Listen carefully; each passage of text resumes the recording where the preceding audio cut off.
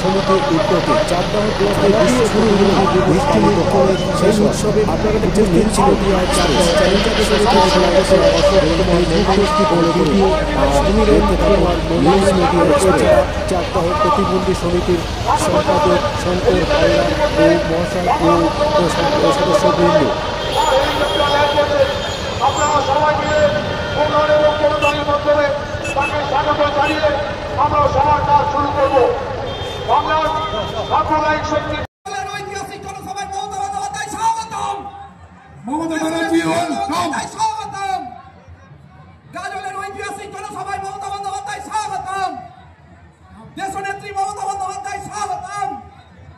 সারা দেশের জননেতা প্রতিবন্ধী দিবস উপলক্ষে চাকদাহ ভিডিও এবং সভাপতি কি বলেন শুনে নেব।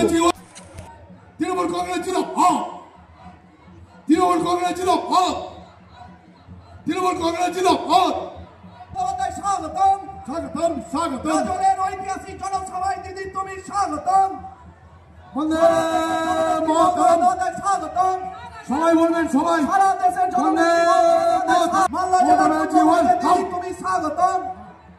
সারা দেশের জননেত্রী দিদি তুমি স্বাগতম।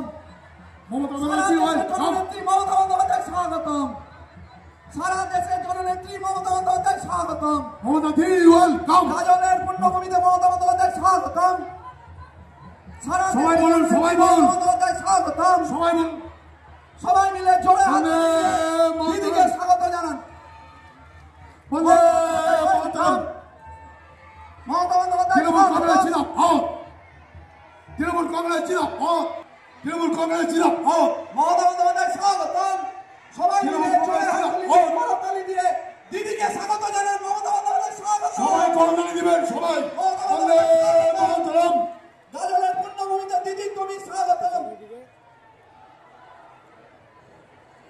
সবাই একসাথে মামাটি মানুষ জিন্দাবাদ, মামাটি মানুষ জিন্দাবাদ, তৃণমূল কংগ্রেস জিন্দাবাদ।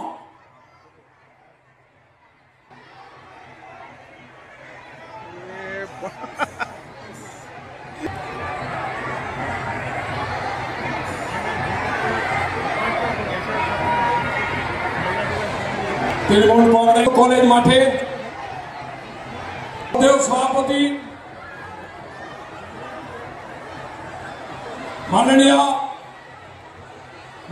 দিদির বক্তব্য শোনার আরো যারা বাইরে এখনো ঢুকতে পারেননি তারা সকলে মাঠে চলে আসুন। এবার আপনাদের সামনে বক্তব্য রাখবেন আমাদের সকলের অত্যন্ত প্রিয় দিদি শ্রীনগর চাকদাহ প্রতিবন্ধী সমিতির সম্পাদক শঙ্কর হালদার কি বলেন। মমতা ব্যানার্জি মহোদয়া চক্রান্তের প্রতিবাদে পাশের চাকরি আছে এডুকেশন কোথায় ছাড়ুনরা দায়িত্ব ছিল পরে ছাড়ুন।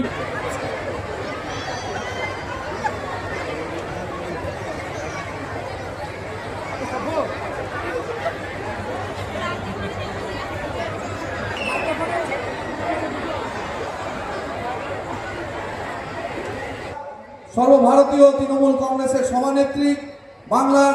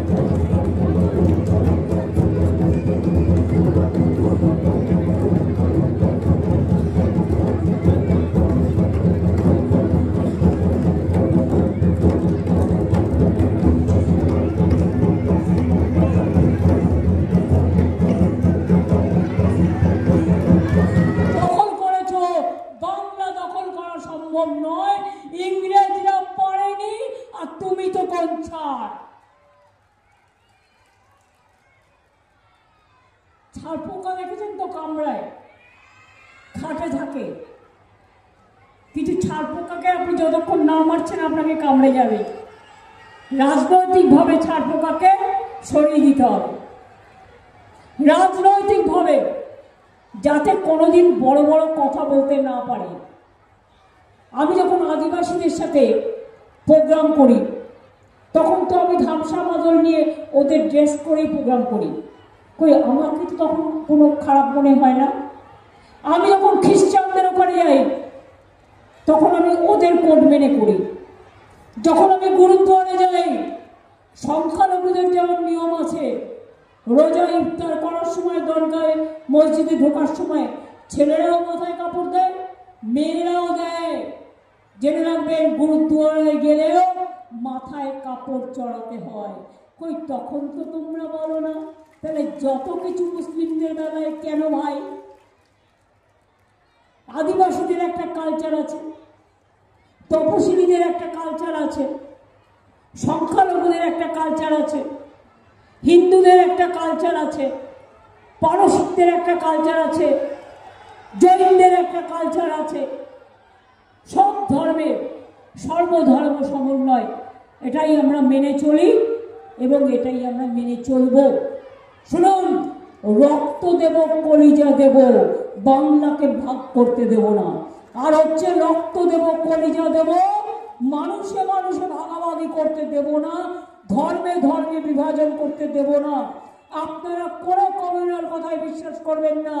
মনে রাখবেন, we are secular, we are secular, we are secular. আমরা সর্বধর্মকে সম্মান করি। এটাই রামকৃষ্ণ, রবীন্দ্রনাথ ঠাকুর, বিবেকানন্দ, নেতাজি, নজরুল, বাবা সাহেব আম্বেদকর, বিরসা মুন্ডা সবাই আমাদের শিখিয়েছে। তারা আমাদের নেতা, তোমরা ভুলফোর নেতা। তোমাদের কথা আমি বিজেপি শুনছি না।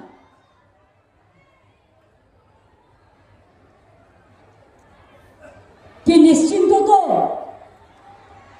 ফর্ম ফিল আপ করবেন, হিয়ারিংয়ে যাবেন, নারে নামটা কেটে দেবে, ভোট দিতে পারবেন না। আর পরিযায়ী শ্রমিক যারা আছেন তাদের ফিরে আসতে বলুন। অন্য রাজ্যে তাদের তাড়িয়ে দেবে পরে, এবং এখানে ভোটার লিস্টে নাম থাকলে অন্য রাজ্যে থাকলে সেটা কেটে দেবে। এগুলো মাথায় রাখবেন, মাথায় থাকবে তো?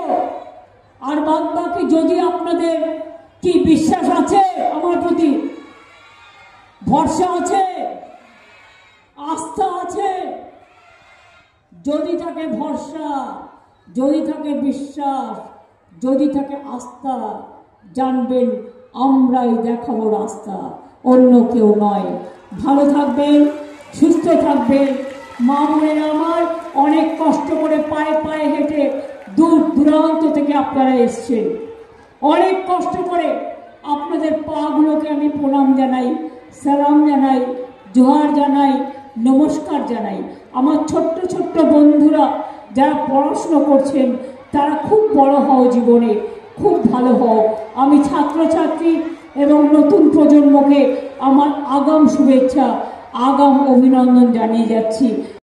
আমাদের এই 14.5 বছরে, 15 বছর এখনো হয়নি, মে মাসে হবে, আমরা এগিয়ে চলি। আমি যখন রেলমন্ত্রী ছিলাম, রেলের কাজগুলো করে দিয়েছিলাম।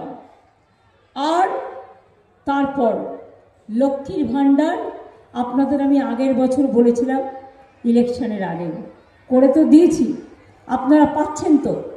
দেখুন, বিহারে ইলেকশনের আগে হঠাৎ করে যাদের বাড়িতে মোটর সাইকেল আছে হবে না, টেলিভিশন আছে হবে না, পাকা বাড়ির একটা দেয়াল আছে হবে না, তাদের কিছু পরিবারকে দিল 10,000 টাকা করে ভোট কেনার জন্য বিজেপি।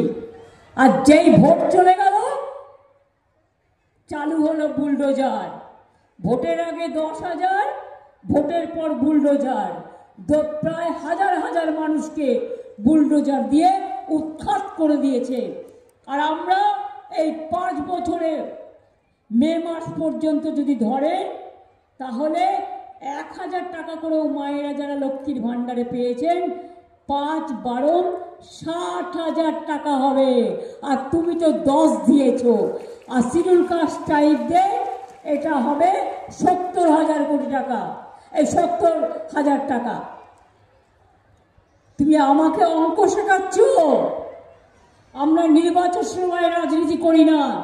আর যারা লক্ষ্মীর ভাণ্ডারে আছেন তারা জেনে রাখুন সারা জীবন পাবেন। বিধবা ভাতার জন্য আর বার্ধক্য ভাতার জন্য কাউকে দরখাস্ত করার প্রয়োজন নেই। এই লক্ষ্মীর ভাণ্ডার আপনার আজীবন থাকবে, যতদিন আপনি আপনার নিঃশ্বাস বিশ্বাস নিয়ে বেঁচে থাকবেন।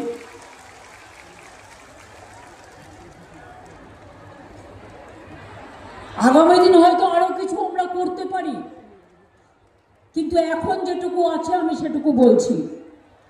লক্ষ্মীর ভাণ্ডার আমার এখানে প্রায় 2,21,00,000 মানুষ, মহিলা মা বোনেরা 2,21,00,000 পরিবারের সব মা বোনেরা পায় 25 থেকে একেবারে সারা জীবন। কন্যাশ্রী আমার 1 কোটি। আগে মেয়েদের সকাল সকাল বিয়ে দিয়ে দিতেন, কি হবে?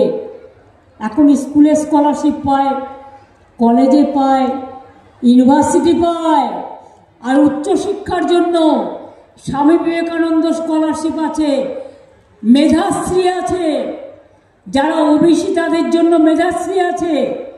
একটাই বিধানসভা থেকে আলাদা আলাদা করে মিছিল নিয়ে যাচ্ছেন, একদিকে মন্ত্রীর মিছিল, একদিকে আপনার মিছিল, কি বলবেন? দেখুন, এখানে কোনো গোষ্ঠীদ্বন্দ্বের ব্যাপার নেই। এখানে অ্যাকচুয়ালি ব্লকের মিটিংগুলোতে আমরা ছিলাম, আমরাও বলেছি কি যান। এবার আমার স্টাইলে আপনি জানেন যে আমি নিজের মতো করে যাই, আর দিদির সবাই যত লোক হবে অতই ভালো, কোনো গোষ্ঠীদ্বন্দ্ব। আমরা নিজের মতো করে যাচ্ছি। আমি একটা সব মিছিলে সব মিটিংয়ে দেখেছেন কি আমি নিজের স্টাইলে যাই, তো সেই স্টাইলে আজকে দিদির সবাই যত লোক হবে সেটাই তো ভালো। এবার কথাটা হচ্ছে, আমি ব্লকেও গেছিলাম, ব্লকেও মিটিংয়ে গেছিলাম, সেখানে সব নেতৃত্ব ছিল, অঞ্চলে মিটিংয়ে গেছি, সবাইকে বলেছি অসুবিধার কোনো কারণ নেই। এবার আমরা এখান থেকে একটা করছি, আর এখান থেকে মিটিংটা যাচ্ছে। ওর বক্তব্য উনি দিয়েছেন, আমি কিন্তু বিতর্কিত মন্তব্য করতে চাই না। এই 24 তারিখে আমরা প্রায় 2000 বাইক নিয়ে মিছিল করেছি, প্রায় 50টা 4 চাক্কা নিয়ে মিছিল করেছি। তো আজকে সেম স্টাইলে যাচ্ছি, দিদি এসছে আবার করে তৈরি হয়ে গেছি আমরা। ও দিদি দিচ্ছে, সেই হিসাবে আমরা কাজ আগে করবো। আচ্ছা, আপনার নাম? আমার নাম হচ্ছে বুলবুল খান, আমি জেলা পরিষদের মেম্বার 50। সব থেকে বড় কথা হচ্ছে কার জনসভায় এরা যাচ্ছে সেটা দেখতে হবে প্রথমে।